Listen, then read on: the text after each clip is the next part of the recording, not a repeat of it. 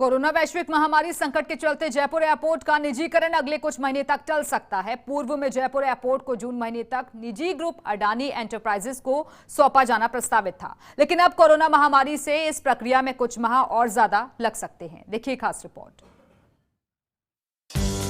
Corona संकट के बीच लागू हुए लॉकडाउन का असर जयपुर एयरपोर्ट पर पड़ता दिख रहा है।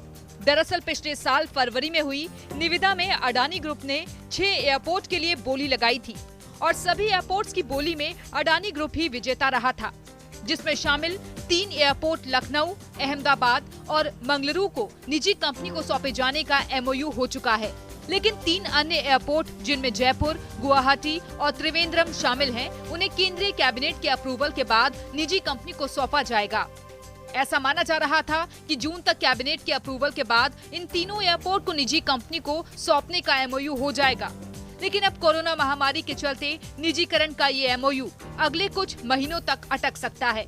और जयपुर एयरपोर्ट से जुड़े सूत्रों ने बताया कि अब जयपुर एयरपोर्ट का निजीकरण दिसंबर तक टल सकता है। आपको बता दें कि निजीकरण अटकने के चलते ही जयपुर एयरपोर्ट पर बनाई जाने वाली नई बिल्डिंग का कार्य भी अटका हुआ है। चलिए आपको सिलसिलेवार तरीके से समझाते हैं आखिर इस मामले में कब क्या क्या हुआ। अटकेगा जयपुर एयरपोर्ट का विस्तार। अप्रैल 2018 में एयरपोर्ट अथॉरिटी ने कंसल्टेंसी का टेंडर फाइनल किया। जुलाई 2019 से धरातल पर काम शुरू होना था।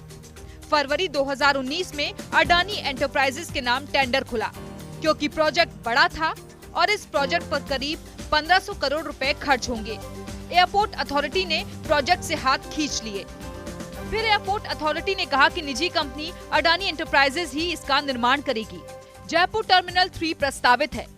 2 नई बिल्डिंग बनाई जानी है रीडेवलपमेंट के तहत। मौजूदा टर्मिनल बिल्डिंग के दोनों तरफ बनेगी बिल्डिंग। जगतपुरा वाले हिस्से की तरफ डोमेस्टिक डिपार्चर के लिए, टोंक रोड वाले हिस्से की तरफ डोमेस्टिक अराइवल के लिए। मौजूदा एयरपोर्ट बिल्डिंग से इंटरनेशनल फ्लाइट का आवागमन होगा। मौजूदा एयरपोर्ट की बिल्डिंग 18,000 वर्ग मीटर क्षेत्र में है। दोनों नई बिल्डिंग बनेंगी 1,25,000 वर्ग मीटर क्षेत्र में। प्रत्येक बिल्डिंग में 4 एरो ब्रिज बनेंगे। अत्याधुनिक यात्री सुविधाएं, पार्किंग होगी विकसित।